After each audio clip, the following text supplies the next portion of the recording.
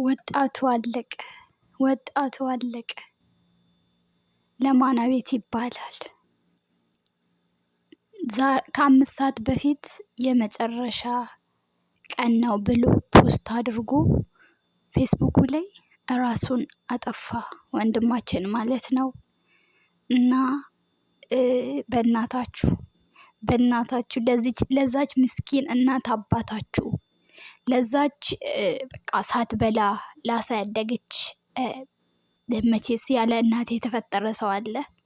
እናቱ ባትኖር ራሱ ከጎን እህት ወንድም እሱን እዚህ ለመድረስ መስዋዕት የከፈሉ ብዙ ሰዎች አሉ። በእናታችሁ ለእነሱ ስትሉ ምንም ተስፋ ብትቆርጡ ራሳችሁን አታጥፉ። አሁን ይሄን የመሰለ ልጅ ከፍቶት ነው ራሱን ያጠፋ የሆነ ነገር ነው ቢባል ማን ያምናል? አሰላሙ አለይኩም ወራህመቱላሂ ወበረካቱ። እንደውም ክርስቲያን ወገኖቼ እንዴት ናችሁ? ደህና ናችሁ? ምን ደህና አለ? ግማሹ በስደት በበረሃ የቀረው ደግሞ እንደዚህ ወጣቱ እየተለቀመ ግማሹ ራሱን እያጠፋ ግማሹ በቃ በሽታ እንኳን ሳይታመም እያለቀ ነው ህዝቡ። ምን ትላላችሁ? የምር አሁን ይሄን የመሰለ ልጅ ራሱን አጠፋ ሲባል ማን ያምናል? ገና ወጣት ነው። ገና ብዙ መስራት የሚችል ልጅ ነው። ገና ብዙ ነገር ገና ህይወትን ሀ ብሎ እየጀመረ ያለ ወጣት በቃ እንኳን ለቤተሰቦቹ ሰው እንኳን እንደዚህ ሲያያው የሚያሳሳ ልጅ ማለት ነው። እና ምን ተስፋ ቢቆርጥ ነው ራሱን ቢያጠፋው? እኔ በቃ ይሄን አይልኛ ከፈጣሪያችን ርቀናል። ከፈጣሪያችን በቃ ተስፋ ቆርጠናል። ለምንድን ነው እንዲህ እንደ ቀላል? በእናታችሁ አጠገባችሁ ያለ ሰው የሆነ ሰው ከፍቶኛል፣ በቃ ደብሮኛል፣ ህይወት መሮኛል ሲል እንደ ቀልድ አድርጋችሁ አትዩ። ይሄ ብቻ አይዞኝ ምናምን ባያልፋል አንተ ደግሞ ምናምን ብላችሁ በቃ ላሽ አትበሉ ማለት በቃ እኔ እንጃ። ብዙ ሰዎችን እያየን ነው በፌስቡክ በቲክቶክ ህይወት በቃኝ ብሎ ጸጥ። በቃ ህይወት እንደዚህ ቀልድ እየሆነ ነው። እነሱ ሲሄዱ አሉ፣ ግን ለሚኖሩ ቤተሰቦቻቸው እንዴት አድርጎ ነው የሚኖሩት? ለምንድን ነው ቆም ብለን ሁላችንም ይከፈናል፣ ግን ለምንድን ነው ቆም ብለን ማናስበው? ለዛች ለከርታታ እናታችን አባታችን ለማይናገረው ህመሙን ሁሉ በውስጡ የሚይዝ ለነሱ ለምንድን ነው ማናስበው? ጎበዝ ለምንድን ነው ተስፋ የምንቆርጠው? እዚህ ዱንያ ላይ ስንኖር እኮ በቃ ነገሮች ሁላችንም እንደተጻፈልን ነው የምንኖረው። ሁሉም ነገር አልጋ በአልጋ አይደለም። እስቲ ስኬታማ የሆኑትን ሰዎች ሂዱና ጠይቁ። ከምን ተነስቶ እዚህ አሁን ያሉት ስኬት ላይ እንደደረሱ ማንም ሰው ሳያለቅስ። ይሄ በቃ የዱንያ ሱና ነው ማለት በቃ ግዴታ ነው ማለት ምንድን ነው የሚባለው? ሞት ተፈርቶ ሳይተኛ አይታደርም ነው የሚባለው አይደል? በቃ በዚህ እዚህ ይህቺ ዘላለማዊ ህይወት አይደለችም። የሰው ልጅ ዛሬ ሲፈተን ነገ ደግሞ ሲያልፍለት፣ ዛሬ ሲያለቅስ ነገ ደግሞ ሲስቅ ማለት ነው። እና ሁላችንም የውስጣችን ብሶት አለብን ሁላችንም ማለት ነው። ግን ይዘነው ነው። ግን በዚህ ልክ ደግሞ በቃ ቻው እንደምንም ነገር አድርጎ ምንድነው ቻው በቃ ይሄ መጨረሻ ቀኔ ነው ብሎ ራስን ማጥፋት ምን ማለት ነው? ለምንድን ነው ከፈጣሪያችን ተስፋ የምንቆርጠው? በየትኛውም እምነት ራስን ማጥፋት ወንጀል ነው፣ ኃጢአት ነው። ፈጣሪ ክቡር አድርጎ የፈጠራትን ነፍስ እንዴት አድርገን ነው እኛ በራሳችን በቃን ብለን የምናጠፋው? ነገ ምን እንደሚጠብቀን ምን እናውቃለን? ዛሬ ተቸገርን ዛሬ አጣንና ነገ አናገኝም ማለት አይደለም። የሆነ ሰው እባካችሁን ከፍቶኛል ደብሮኛል ሲል በቃ እንዲህ እንደ ኖርማል እንደ ድሮ ምናምን አይታችሁ ላሽ አትበሉ። በቃ የሆነ ምንድነው የቸገረ በምን ልርዳ ብላችሁ ጠይቁ።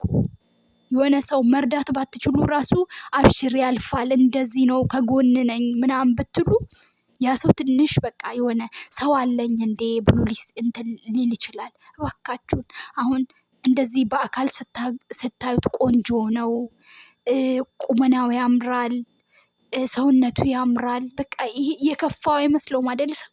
አሁን ይሄ ልጅ እጄ መቶኔ ከፍቶኛል ደብሮኛል ብል አንተ ደግሞ ለምን እኛ አበሾች ምንድን ነው የምናየው? በቃ የሆነ ጥሩ ከለበስክ ካማረብህ የቸገረ አይመስለውም አይመስላትም። እና እባካችሁን በቃ ሌላ አይደለም። እኔ እውነት ብዙ ቀን የሆነ ተስፋ ቁርጫ ቃለሁ፣ ግን ቆም ብዬ ሳስብ እናቴን አትዝምትለኝ። እኔ የሆነ ነገር ብሆን እናቴ ላለሁ እንዴ እኔ ሞትኩኝ እኮ ችግር የለብኝም። ሞትኩኝ በቃ እረሳለሁ። ከሳምንት በኋላ ሁሉም ኋይ ይልና ይረሳል። ግን እናት ወላሂ እንደው ለቤተሰቦቹ አላህ መጽናናትን ይስጥ።